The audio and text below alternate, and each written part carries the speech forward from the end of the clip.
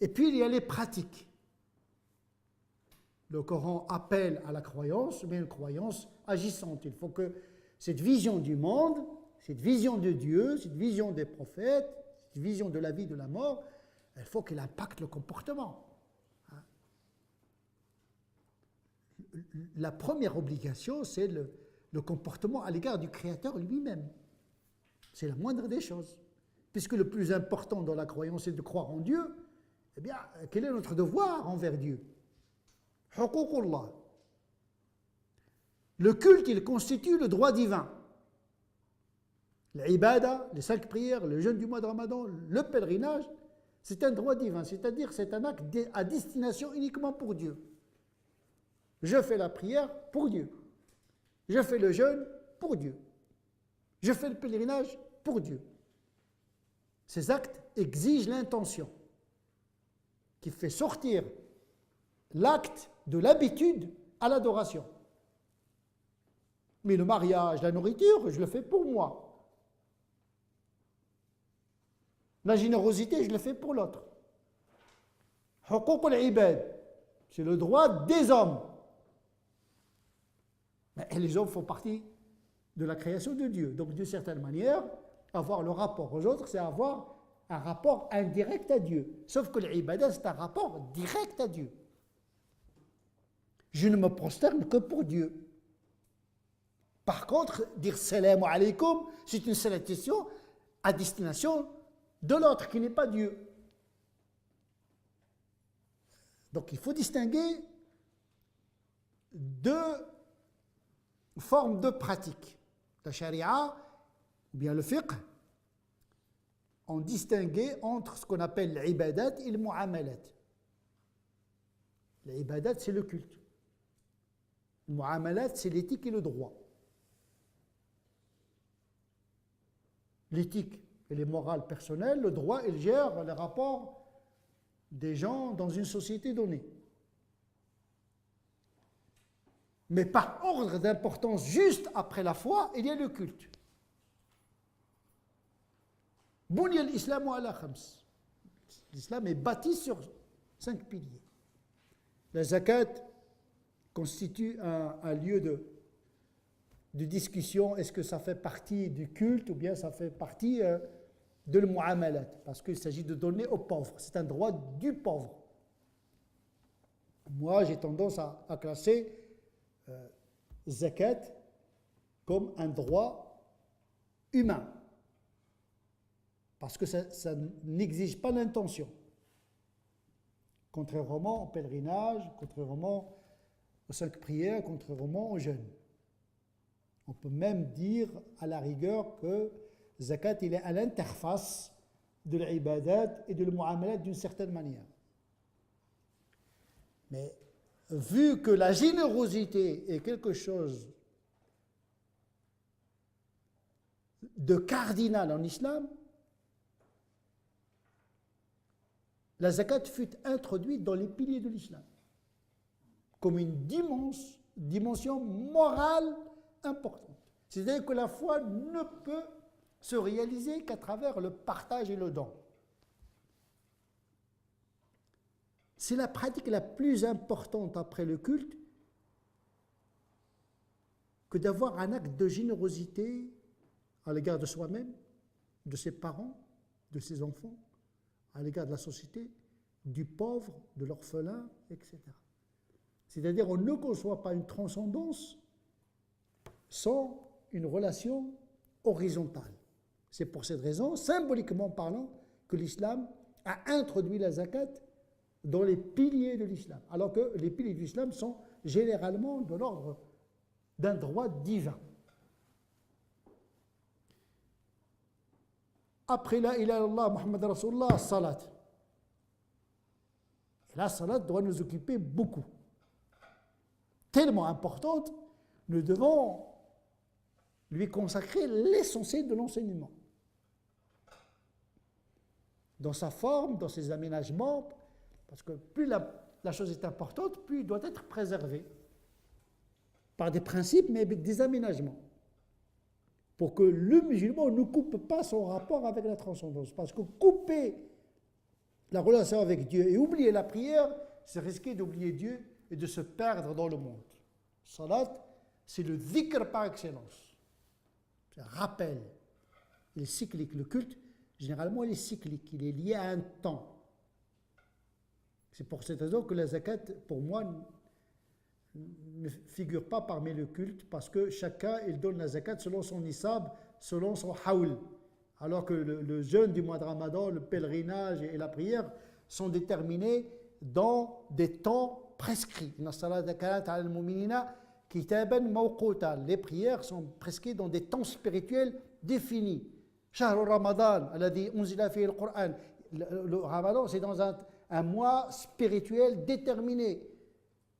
Le Hajj est déterminé dans un mois fixe. Par contre, la zakat, ça dépend du revenu de chacun. Et donc, la question de la salat, il vient juste après shahada. Ashhadu an la ilaha illallah wa ashhadu anna Muhammadan Rasulullah wa iqam as-salat. Iqam as-salat, ça veut dire dresser la prière, pas salat. C'est dresser. Il faut l'entretenir, il faut l'observer, il faut la travailler, il faut... Tellement importante, parce que c'est la corde qui permet le lien avec la transcendance. Hablullah il-Matin. La prière, une fois coupée, on n'a pas de garantie. Tout est possible pour le croyant. Quand il oublie Dieu, Nasullah fa'ansahum anfusahum. On s'oublie. Donc c'est pour cette raison que la prière est très importante. Et la rendre, puisqu'elle est la plus importante, elle doit être rendue la plus facile. Il ne faut pas l'encombrer. Parce que si vous l'encombrez, vous allez couper la corde. Le wudu fait partie de la prière. Il ne faut pas faire des ablutions lavage automatique des voitures. 3 heures de lavage. On entre dans l'eau, immersion, il ne sort pas. Mashatan, ghaslatan. Réduire orthopraxie minimaliste. Enseigner le détail, oui, mais attention, l'essentiel des ablutions se résume en 3-4 gestes très simples. On a besoin de l'art des dérogations, rojas, pour rendre la pratique à une valeur ajoutée et pas des boulets de plus. Et là, on n'enseigne pas la prière sans donner son sens, parce qu'il faut que nos enfants sachent qu'on a besoin de ces moments de ressourcement. On a besoin de se confier à Dieu. On ne se confesse pas à l'imam, on ne se confesse pas aux parents. L'être le plus intime pour nous, c'est Dieu. Donc, c'est des moments où on se confie à Dieu. Mais cela dépend de la qualité de l'aqidah. Quelle image a l'enfant de Dieu? Est-ce que c'est un être lointain, ou bien c'est un être intime? Je suis à l'image de ce qu'on pense de moi, mon serviteur.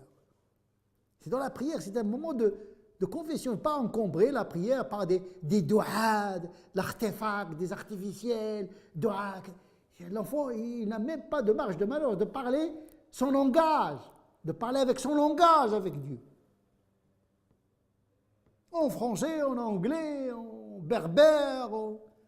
Les meilleures prières, c'est les prières du cœur, ce n'est pas les prières de la sunna. C'est bien de faire la sunna, mais la vraie sunna, c'est la présence du cœur.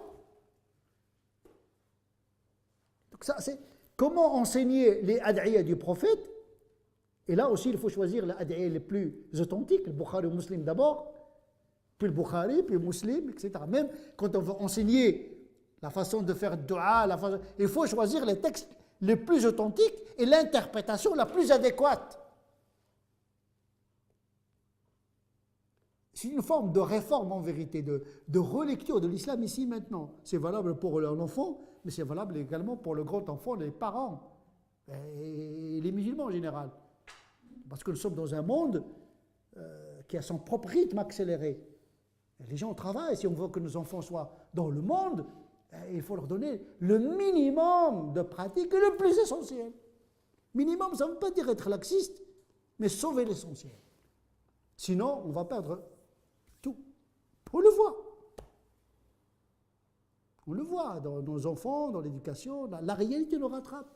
Or, aujourd'hui, il y a des émetteurs un peu partout d'un discours religieux qui constitue pour moi un vrai complot de l'intérieur, qui vise à faire sortir les musulmans de l'histoire.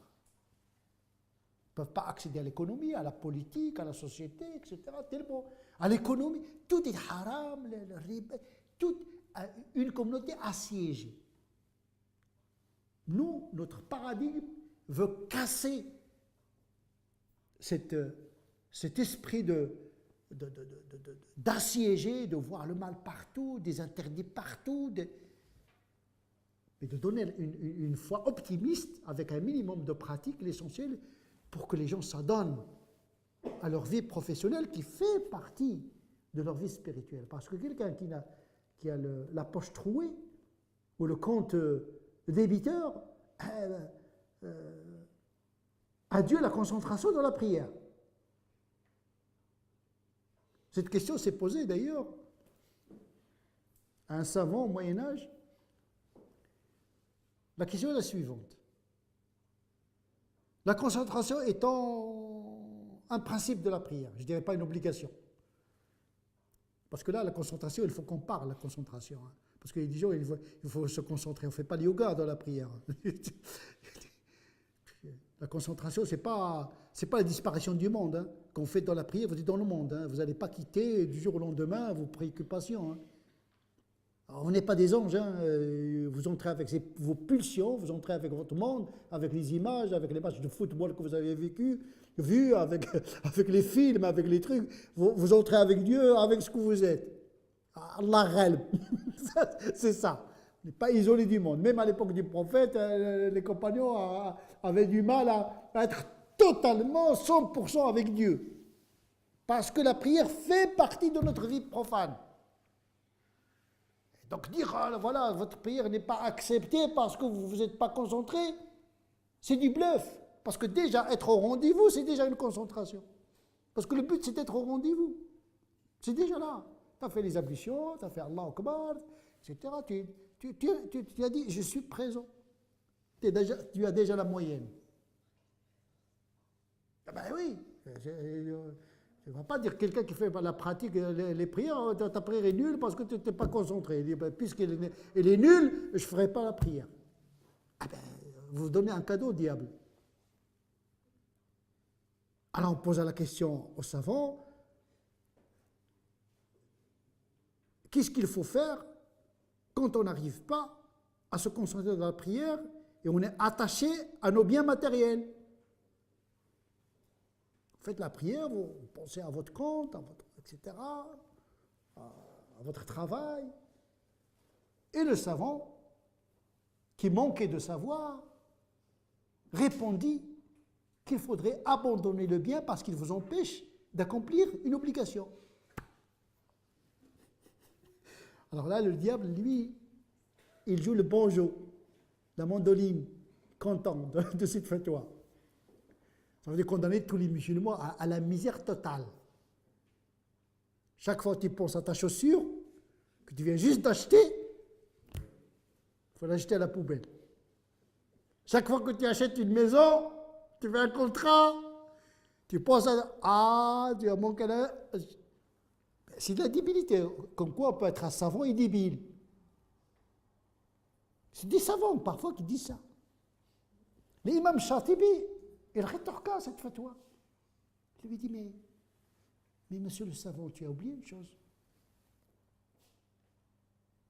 S'il abandonne sa maison, s'il abandonne ses biens, il entre dans la prière. Puis il se trouve préoccupé par la pauvreté. Comment sortir de la pauvreté? Et oui, parce que quand on n'a rien, c'est aussi un problème. Eh bien, tu n'as pas réglé le problème. Donc, quand on fait la prière, c'est bien d'enseigner le côté formel. Mais quand même, on ne peut pas isoler la prière du sens, mais également d'un certain réalisme. إذا أردت أن تطاع فأمر بالمستطاع.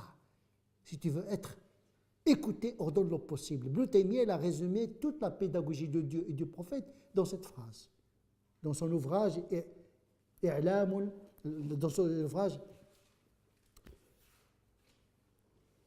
Raf'ul Malam. C'est un petit opuscule, très